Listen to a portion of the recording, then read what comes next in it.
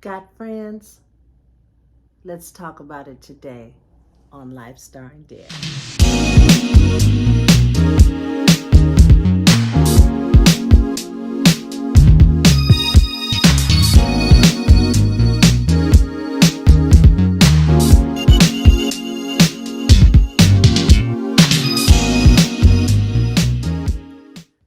Hey everybody, welcome to another episode of Life Starring Deb. I'm Deb and I welcome you to my channel. If this is your first time, thank you for tuning in and I hope it won't be your last and I hope that you'll bring somebody with you next time. So today we are going to continue our conversation that we started last week on friendships. Just to recap, we talked about the confidants in your life. Those people that have proven the test of time, that you can trust with your dreams, with your secrets. They have your back. They're not going anywhere. They are in your life for the long haul. We also said that you probably won't have that many of them.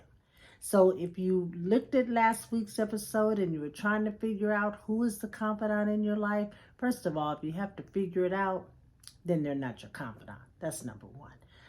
But again, don't feel bad if you can't identify someone. Don't feel bad if you feel like you don't have anyone in your life like that. Because again, you don't get that many of them. But don't give up because that person might be right around the corner or right under your nose and you just don't know it.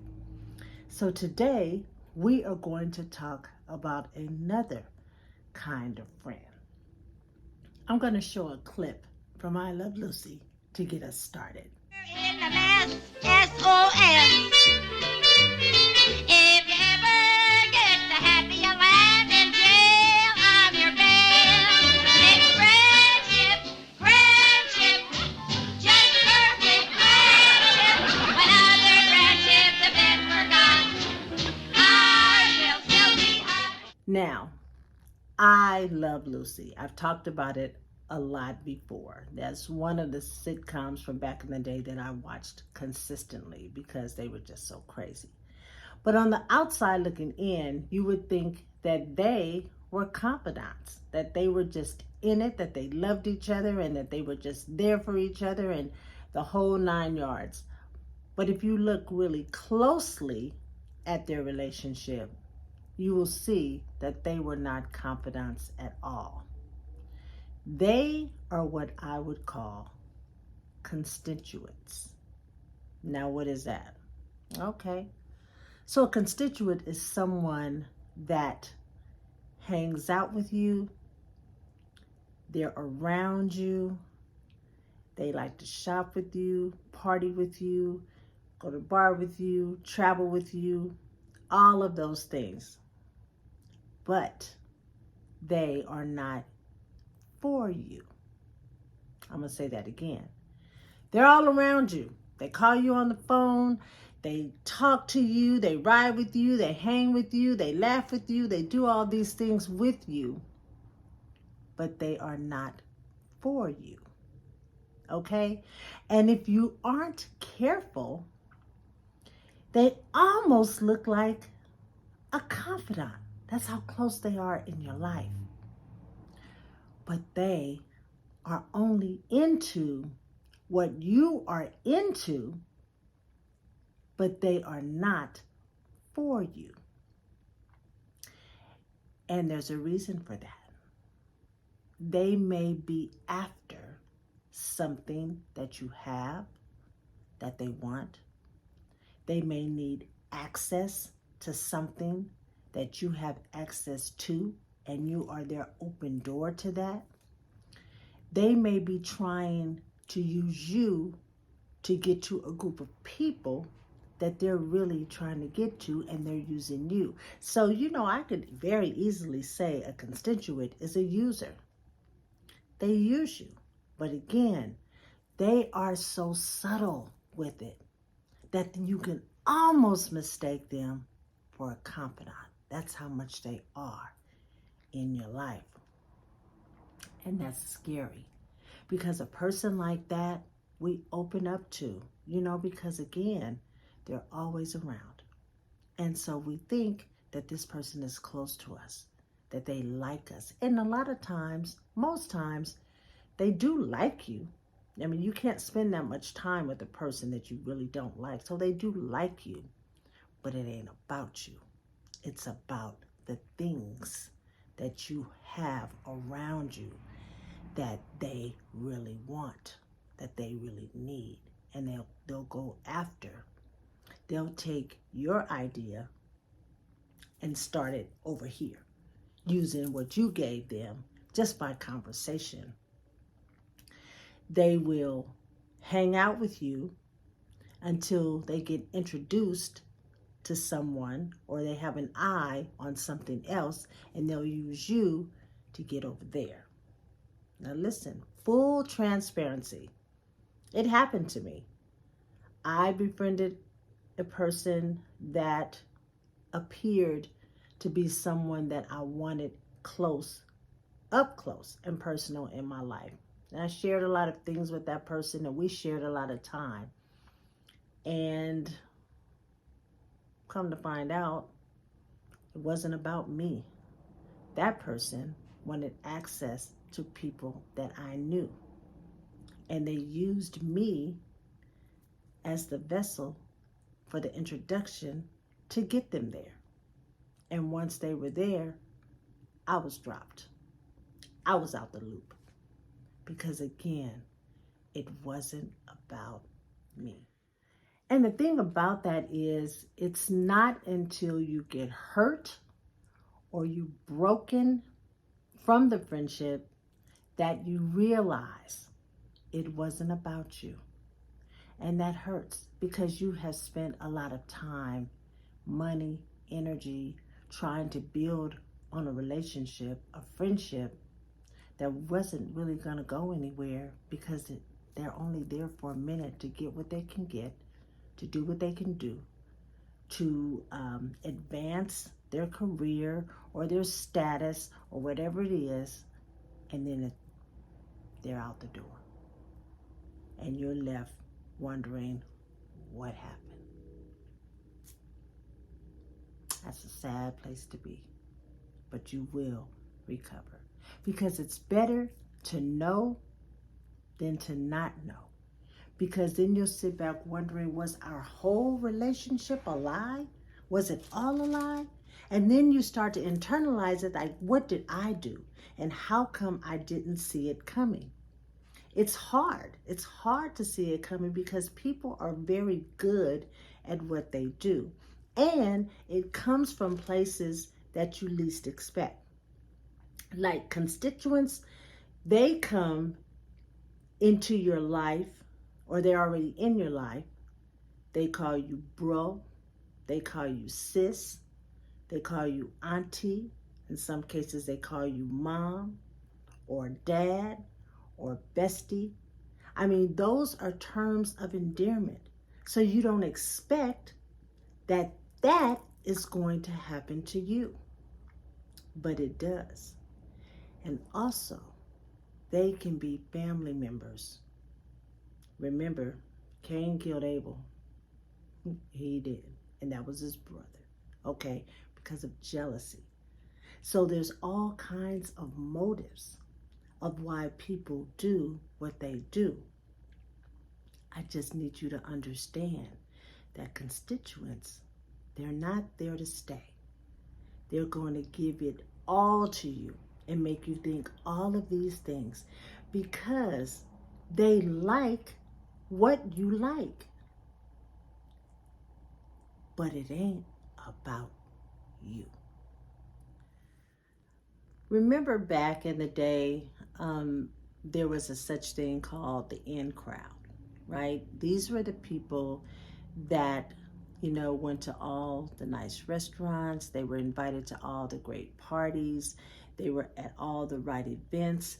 They were at a lot of things. They were very visible, and people called them the in crowd.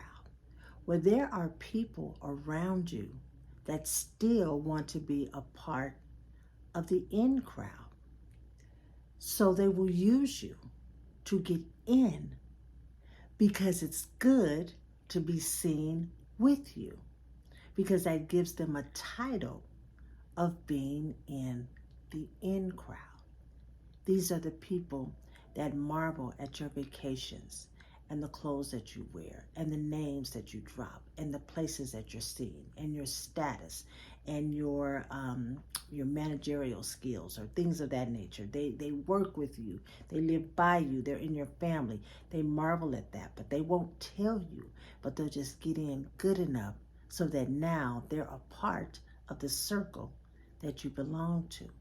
And that's elevation for them. Because see, a lot of people don't know how to do that on their own.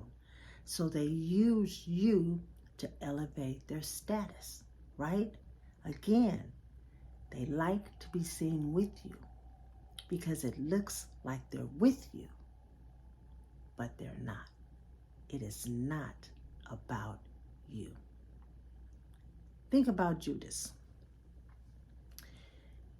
Jesus chose Judas to be one of his 12 disciples. The people that were closest to him. They walked with him. They listened to him. They learned from him. They saw the miracles, all of those things. They knew him better than anyone else. And Judas was one of the disciples that loved Jesus and told Jesus he would do anything for him, but he was the one that sold him out, identified him, kissed him, and then was part of the whole plan to kill him. Who would have thought? Who would have thought that one of the men closest to Jesus would be the one that got him killed? Now, that's that is what a constituent does. They pretend to be down for you. I'm down for you. But in actuality, they are plotting against you. And when I say plotting against you, anytime a person will use you for personal gain, but really don't care for you and will dump you as soon as they get whatever it is that they're after, they're plotting, they're planning, right? But I don't want you to get discouraged. I want you to keep your eyes open. Again, these messages that I'm giving to you are just tools for you to identify the people in your life. And sometimes you see it right away. Those red flags go up and you go, not that. And sometimes you are all in before you realize that the person or persons in your inner circle or right around you should not be in your life at all. Now, I'm not saying be mean to them. I'm not saying cut them off. I'm not saying any of those things. What I am saying is pay attention. Just pay attention.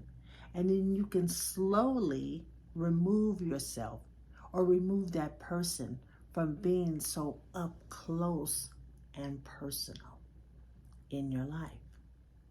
You have to guard your heart as much as you can. And again, it's hard because I think that everybody has a desire to have friends. I do. I know I do. I do have a desire to have friends. But I have a desire to have the right friends. I know how to be cordial to people. I know how to hug people. I know how to say it's good to see you and keep it pushing, right?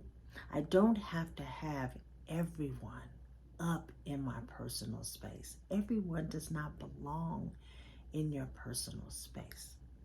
But I need you to think. I need you to see. And I also need you to realize that people seldom change. The way that they are in their friendships are the way that they are in their friendships. So if you see a person or people and it ain't working out over there because of something that happened, and then they come over here, you see them, they kind of go from group to group to group to group to group, and what makes you think that it's going to be all good with you if it wasn't all good with that group or that group or that person or that family member, it's the same. But how you react to it is what will make it different. So again, you've got to pay attention. So that is going to conclude part 2 of our series on friendships. Again, I am bringing you this topic because it is needed. We need to talk about friendships, what's real and what's imagined. And we may need to have conversations with people about where they stand in your life, you know. I am hoping that you are getting something out of these. I'm hoping that these episodes will help you to identify areas in your friendship lives that need some help, you know. Have conversations with your friends about friendship, because we're hurting each other out there, and it doesn't have to be. It really doesn't have to be like that. So that was part 2. I will be bringing you part 3 next week, and I appreciate those of you that have reached out to me that wanted to talk even more about last week's episode and episodes to come, because again, you know, it is a topic that we rarely talk about, but it needs to be talked about, and it could definitely help our friendships to flourish or to back away from. You have to decide. I can't decide that for you. You have to decide. But I'm trying to help you not to be so hurt, not for you not to be so broken from friendships that don't end the way that we thought they were going to end, and to help us in the future. As we meet people, we're constantly going to meet people. People are going to come in and out of our life, and that's good. You know, some people stay, some people stick, some people leave. You know, but whatever it is, we want to know what it is, and we don't want to wait until the last minute to realize that that was not a good decision for me. So that's today's episode. Thank you for tuning in. I hope you have a wonderful rest of the week. And I hope that your weekend is full of laughs and full of joy and full of everything that makes you happy. Until next week, see you soon.